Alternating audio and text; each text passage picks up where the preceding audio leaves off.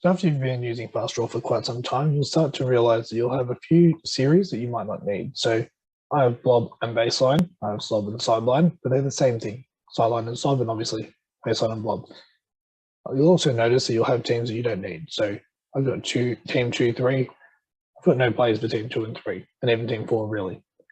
So there's a couple of ways we can do this. We can get into team 4 from the drop-down menu, and we can go team, delete current team, which is set up as team 4, and we'll just delete. So now it's no longer in there. Another way I can do this is I can filter the team to AAU example and go the same way, team, delete current team, or I can simply just click on a player that has AAU example as a team, go to team, delete current team, and then it will say that I've chosen to delete the team AAU example, clarifying, which is perfect. The team has 2 plays, so you can see here. What would you like to do? We can delete the plays with the team, or we can move the players to a different team. So let's just move them to FastDraw demo. Okay. Now we'll find that we don't have AAU example anymore, but we do have FastDraw demo. Now, something else you can do is to change the series, like I referred to with the series here. We can go sideline, slob, sorry. We want to make that sideline. Simply click the drop-down menu, select sideline, and now we have sideline there. Even though there's nothing in slob, it will still stay there. So that's how you can have it build up of series that you don't need. Now, another option, as you can see, I've got 2 blob, so I can select them individually, or if I filter it down to blob, select or right click and select check all plays or uncheck all plays, then I can right click and change the series to baseline. All check plays, they've changed to baseline. Now you see, yes, I still have blob and slob, but all the plays here are baseline or sideline that are relevant to that.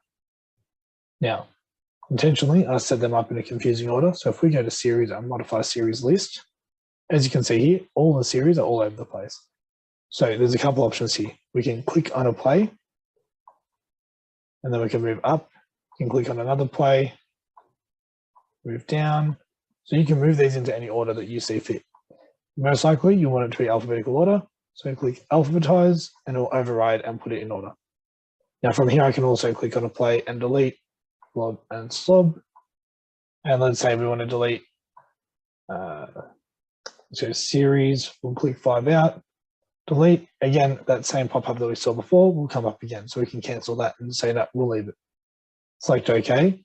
And now the series that we just set up in alphabetical order, 1 in the filtering option will be alphabetical order, but 2 in this option here when we want to change the series, that's now gone to alphabetical order. Now with teams, I'd already done that, but if we were to create a new team, by default, it will keep going to the bottom of the list. So the more times you add a new team or a series, you'll have to go through and manually update that. Now I touched on it briefly as we went through this, but to filter, you can click on any of these drop-down menu, and if we say anything from Playbank or from FastDraw Demo, that will come up.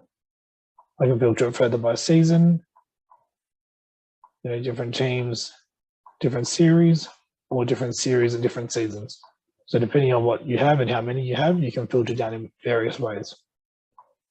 Now here, if I search for box in the play name, box will come up. If I search for horns, anything that has horns in the name will come up. If I search for horns 4, horns 45 will come up, but horns 54 won't. So it's not going to register part words, it will only register in order like most search boxes will.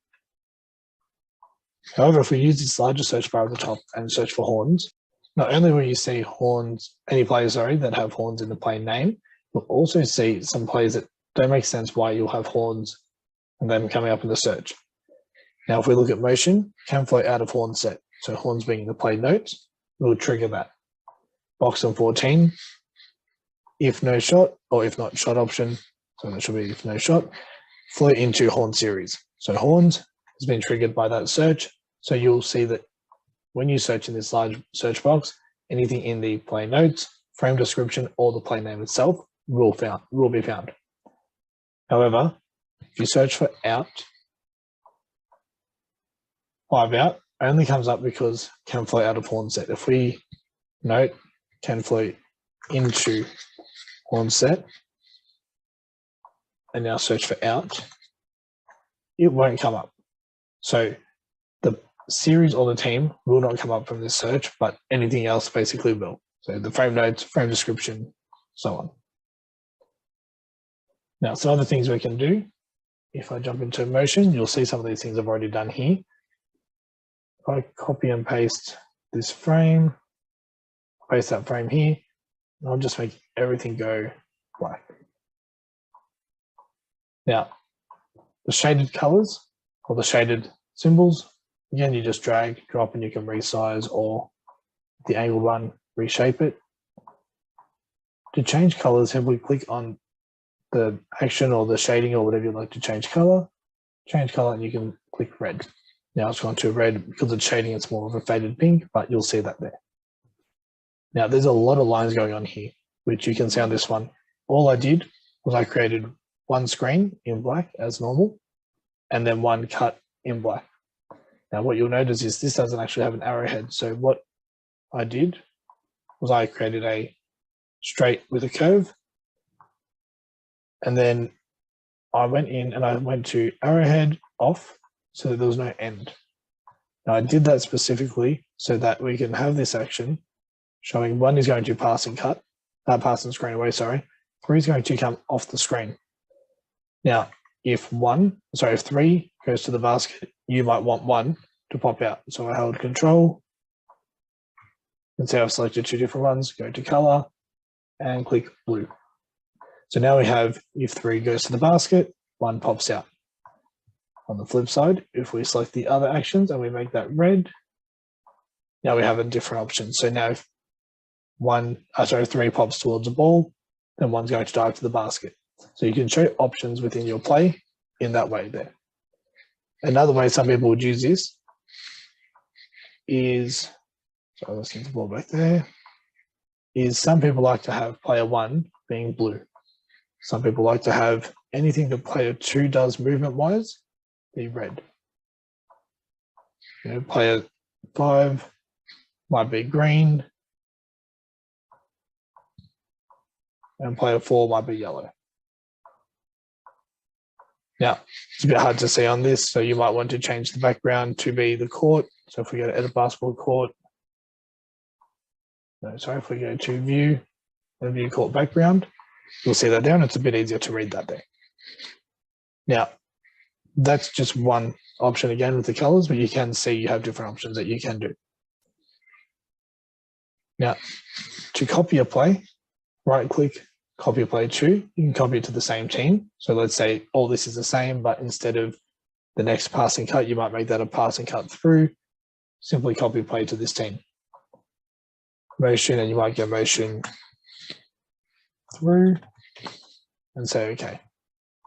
Now we'll have motion through, and we can easily change that to curl away. So you can easily set this up however you like to show your team different options, or you might have decided, no, we don't need that. Right click, delete.